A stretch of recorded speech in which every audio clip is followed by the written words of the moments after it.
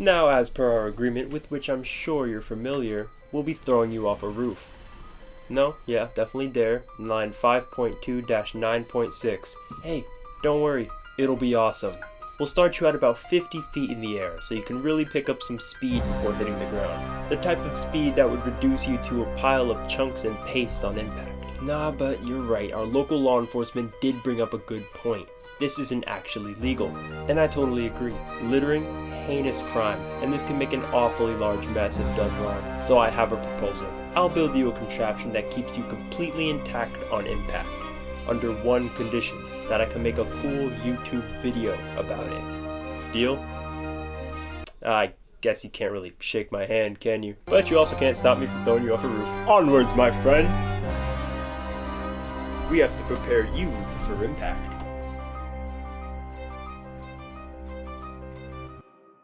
Hey, are you sure you don't want to tell him? I mean, I can introduce you if you don't want to. This is Edgar. Edgar is a fat idiot, and I have reason to believe that if I dropped him from 50 feet in the air, he'd hit the ground with enough force to kill a large dog. But what if there was no dog? What happens when an object begins to fall, builds up a bunch of energy, and hits the ground with a lot of force? It's videos like these where I'm grateful to be 8 feet tall. Now, as I'm picking up my little friend here, I can already tell that I'm making someone very mad. Gravity. Gravity doesn't like it when things go up, so the second I give it the chance, he's gonna pull our little dude here to the center of the earth. But gravity is so focused on his downfall that he doesn't realize that he's actually building up a bunch of energy for our pumpkin. Energy that's gonna be transferred into whatever it hits, like our stool. Yeah, and our stool is just gonna be like, ow! Damn! You know what? And it's going to impart an equal and opposite force back into the pumpkin, causing it to break. Oh my god, you survived that?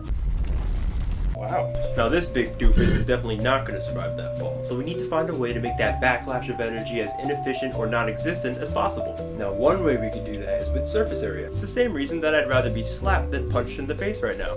Oh man, when you get slapped in the face, all the force that was built up from the velocity of your hand gets spread out into a bunch of smaller forces that contact your face in all the places that your palm contacted your face. It's like a nice tingly feeling.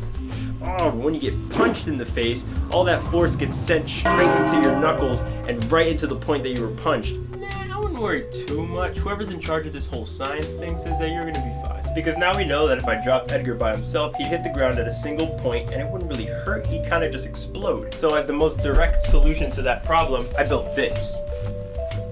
Wood. Because with Edgar sitting directly in the middle, instead of all that force coming to blow him up, it'll spread out across the plywood. I think. Hey, if this works, the budget for my video will be like $20. Nice.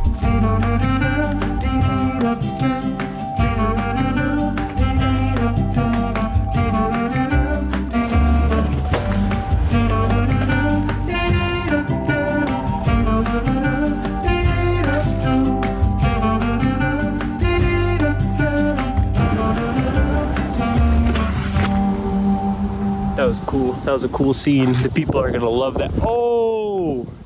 Did I leave Edgar at home? Does Home Depot still have pumpkins? Witness my beautiful creation, Eduardo. Eduardo's gonna be taking Edgar's place today because when I was in Home Depot and I saw this pumpkin, I said, man, this guy wants to be dropped 50 feet into the air onto a piece of plywood and craft foam.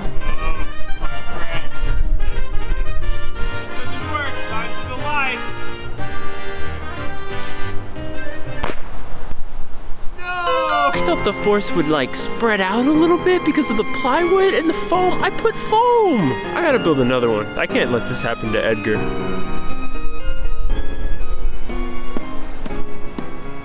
Well, it's not all bad as long as we analyze a very important question. Why did Eduardo die? I guess when I first came up with this idea, the most interesting problem was how do I stop something that's so heavy from building up so much energy? Because the only way to transfer that energy would be through a force that Eduardo applies on the floor when he hits it. But that can't be the end of the story. Where does this extra bounce come from? Well, it's because the floor is fair.